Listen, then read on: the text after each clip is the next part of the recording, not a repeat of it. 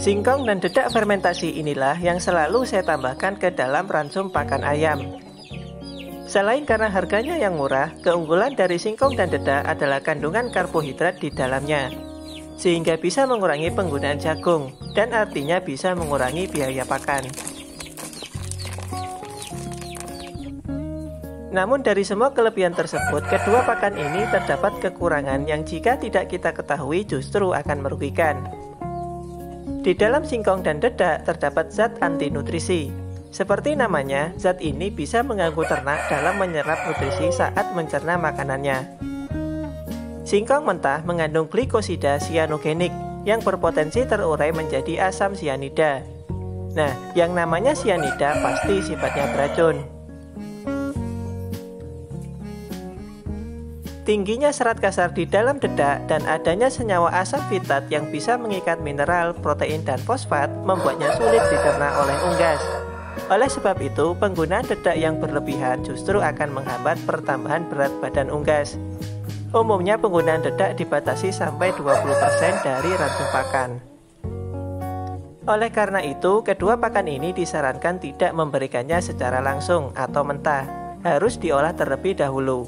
Untuk menghilangkan atau setidaknya mengurangi kandungan zat anti nutrisi tersebut ada dua cara.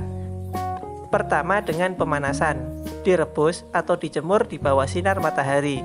Kedua dengan fermentasi.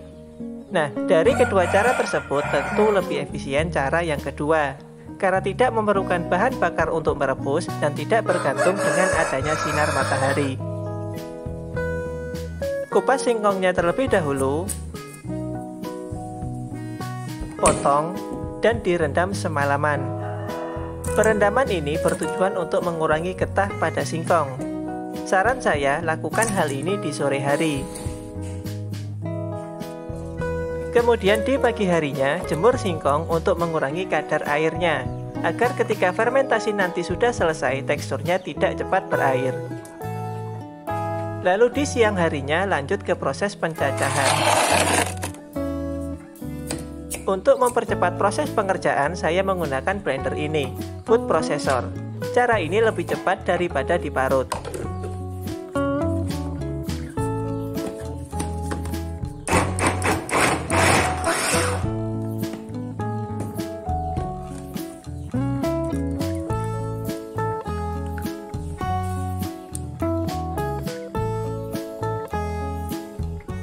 Tambahkan 1 tutup botol Le4 yang untuk ternak terlebih dahulu dan aduk sampai merata.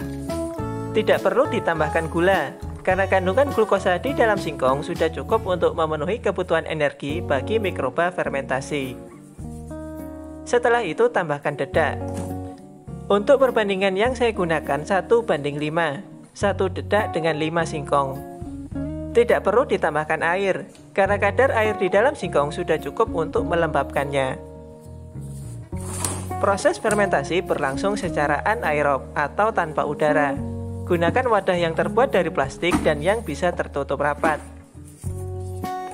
Paling cepat 2 hari, namun untuk hasil yang lebih baik, fermentasi selama 3 hari.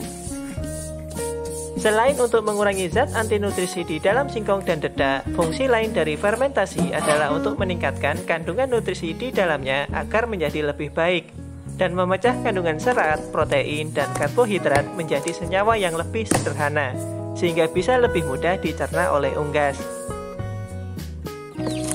Bagi saya, peran dari singkong dan dedak fermentasi ini untuk mengurangi penggunaan jagung, bukan menggantikan jagung. Menurut saya, hanya menggunakan singkong dan dedak fermentasi sebagai sumber karbohidrat belumlah cukup.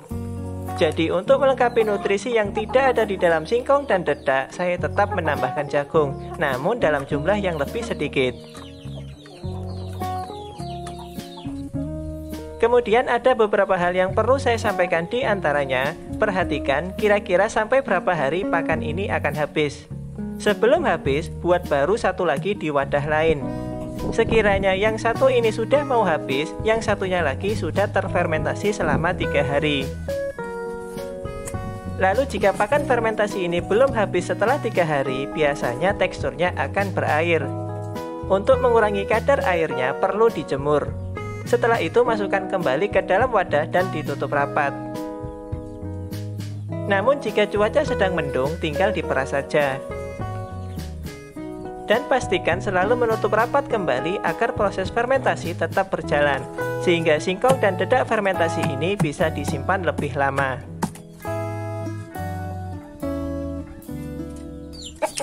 Terakhir, saya ingin berpesan, jangan sampai saking terlalu menekan biaya pakan justru akan membuat pertumbuhan ternak menjadi tidak bagus.